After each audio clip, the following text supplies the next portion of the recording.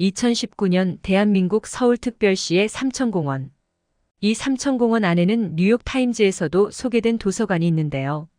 평소 책과 이색적인 도서관을 좋아하던 캐나다인은 사업가는 서울에 출장을 온 김에 이 도서관을 들러야겠다고 마음먹었습니다.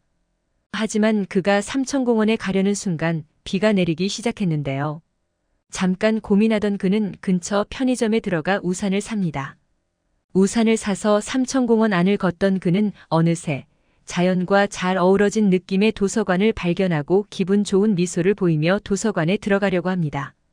그러나 자신의 앞에 걷고 있던 한국인 여자아이가 입구에 들어가기 전에 보인 행동을 보고 잠시 당황하며 멈칫하고 마는데요.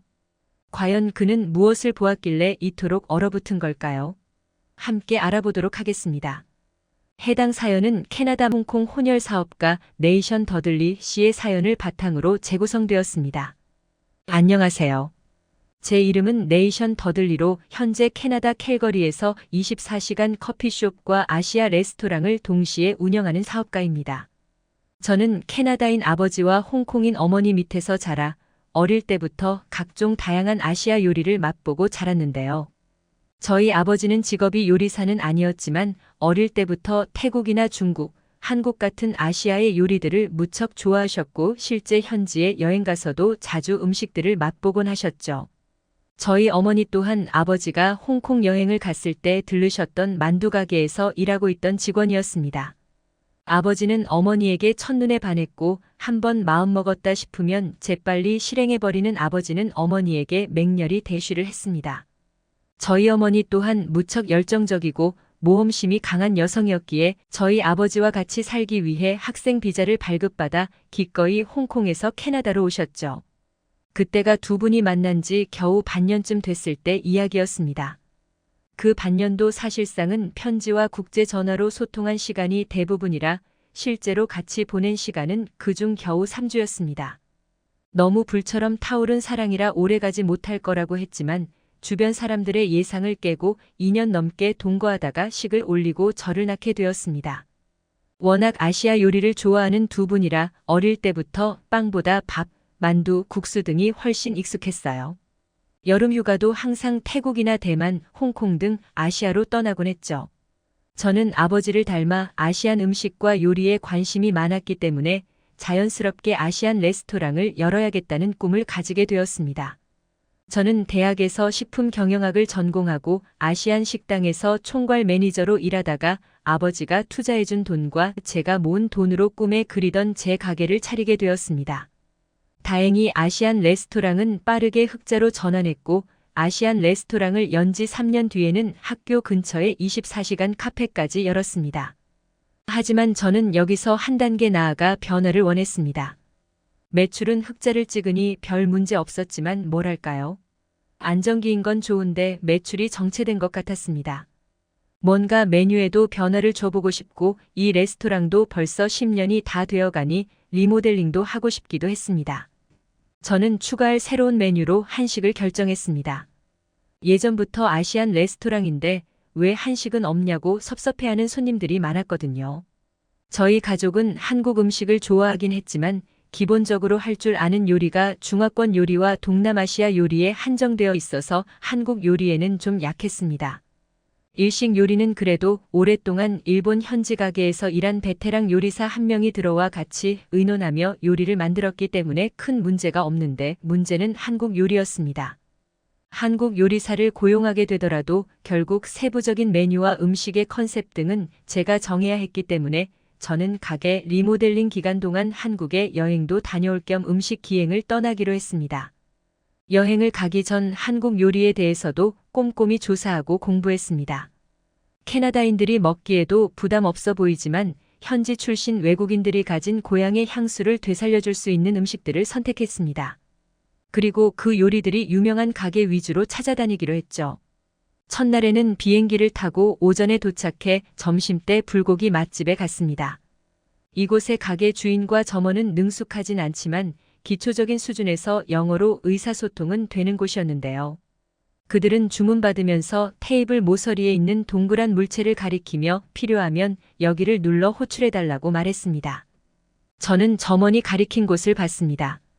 호출벨 같은 것이 납작한 형태로 식탁 모서리에 고정해 놓았는데 가운데 부분을 누르면 호출이 가능한 형태였습니다. 마침 저의 맞은편 테이블을 보니 호출 버튼을 누르는 모습이 보였습니다. 딩동 하는 소리가 가게 안에 울려 퍼졌고 식당 안쪽 벽면에 붙은 모니터 수신기에 숫자가 뜨는 것이 보였습니다. 저는 직감적으로 그 번호가 테이블의 숫자라는 것을 알았습니다. 곧이어 직원이 걸어와 맞은편 테이블의 손님들에게 웃으면서 무언가를 묻는 것이 보였습니다. 그 모습을 보자 저는 이 호출벨을 저는 우리 식당에도 가져다 놓으면 참 편리하겠다고 생각했습니다. 서양에서는 식당에서 웨이터를 부를 때 올 때까지 기다리거나 손짓이나 눈짓으로 부르는 것이 매너였습니다. 내가 웨이터가 필요하다고 소리를 질러가며 부르는 것은 그다지 예의 있는 행동이 아니었죠.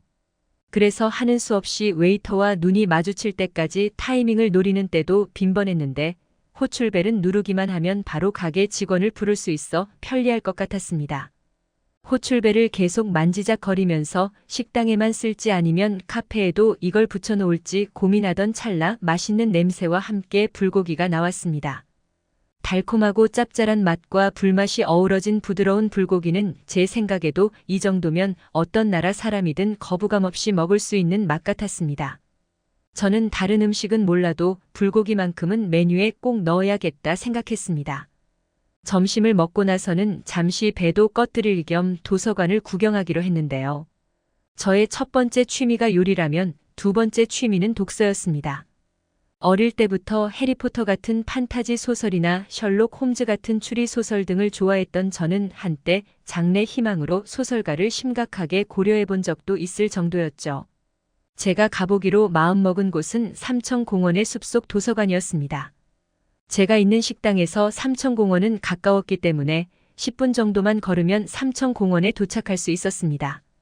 한 5분쯤 걸었나 아까만 해도 아주 살짝씩만 떨어지던 비는 좀 더 굵고 거세졌습니다. 저는 잠깐 고민하다가 편의점에 들어가 우산을 사왔습니다. 저 같은 미국이나 캐나다 남자들의 경우에는 우산을 잘 안 쓰고 많이 내리면 입고 있던 후드에 모자를 뒤집어 쓰고 뛰는 게 보통이라 우산을 쓰는 게 조금 어색하게 느껴지긴 했습니다. 그래도 한국 사람들이 하나같이 우산을 펴고 쓰고 다니니 저도 한번 한국까지 온 김에 써보고 싶다는 생각이 들었습니다. 그렇게 우산을 쓰고 걸어 삼천공원에 들어온 저는 마침내 숲속 도서관에 도착했습니다. 비 오는 날이지만 아이를 데리러 온 학부모도 있었고 우산이 없어 도서관까지 뛰어들어가는 사람들도 있었습니다. 빗속에서도 자신의 존재감을 뽐내는 삼천공원 숲속 도서관은 소박하지만 간결한 디자인이 오히려 숲과 더 조화로워 보였습니다. 이 동네에 있는 사람들은 공원을 걸으며 책도 읽으니 얼마나 좋을까 하는 생각이 들었죠.